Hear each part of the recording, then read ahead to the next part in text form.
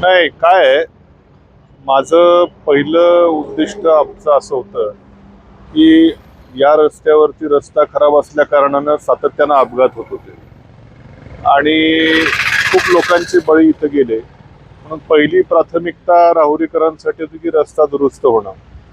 परंतु सातत्यानं जेव्हा मी पाठपुरावा केला, आंदोलनं काही झाली, राहुरीकरांनी आंदोलनं केली, त्यावेळेस शहरातला हा पॅच त्या ठिकाणी चालू झाला.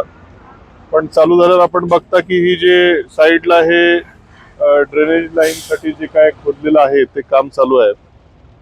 बऱ्याचशा व्यापाऱ्यांची देखील तक्रार आहे की हे अडचणीचं ठरणार आहे भविष्यामध्ये. पण मात्र पहिली प्रायोरिटी इथले अपघात थांबणं आणि कुठल्या ठेकेदाराला व्यत्यय न आणता पहिले हे होणं, सुरळीत होणं ही प्रायोरिटी होती. आता आम्ही काल बातमी ऐकली की राहत्यामध्ये या कामाला थांबवायला सांगितलेलं आहे. त्यामुळे जर राहत्यामध्ये थांबत असतील तर माझी विनंती माझी खासदार साहेबांना आज ते सत्तेमध्ये आहेत की इथं देखील राहुरी शहरवासियांच्या देखील व्यापाऱ्यांचं त्या ठिकाणी जे काय म्हणणं असेल त्यानुसार गोष्टी व्हायला पाहिजे. हे आधी आपली प्राथमिकता होती की इथली वाहतूक सुरळीत होणं.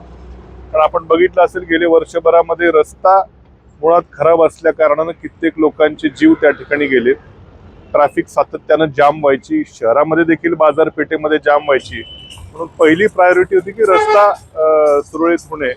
आता बऱ्यापैकी शहरातलं डांबरीकरणाचं काम थोडंफार प्रगती पथावरती आहे आणि आता ही पुढचा जो विषय त्यानंतर आता आहे याच्यावरती व्यापारी लोकांचं देखील म्हणणं आहे की हे असं झाल्या कारणाने रस्ता अरुंद शहरातला होतोय किंवा उद्या हे क्रॉस करून जाणं अवघड होईल, अपघात झाले तर याची जाडी पण जास्त नाही, असे वेगवेगळे प्रश्न याच्या संदर्भात आहेत. आणि म्हणून व्यवस्थित चर्चा केल्याशिवाय हे काम देखील पुढचं करू नये. आता मी ठेकेदारांशी देखील बोललो, त्यांनी देखील आता एवढं आहे एवढा हे भरल्यानंतर पुढचं काय आम्ही करणार नाही आणि चर्चा झाल्यावरतीच पुढे जाऊ असं ठेकेदारांशी देखील आता नुकतंच माझं फोनवरती बोलणं आलंय.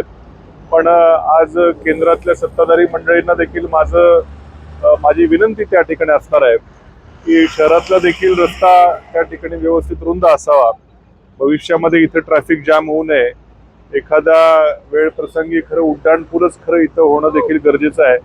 असे विषय खरं इथल्या सत्तेतल्या मंडळींना माझं आव्हान आहे की आपण त्या ठिकाणी मंत्री महोदयांना विनंती करून त्या राहुरी शहरातल्या ट्रॅफिकचा हा प्रश्न त्या ठिकाणी सोडवावा अशी विनंती त्या ठिकाणी माझी आहे.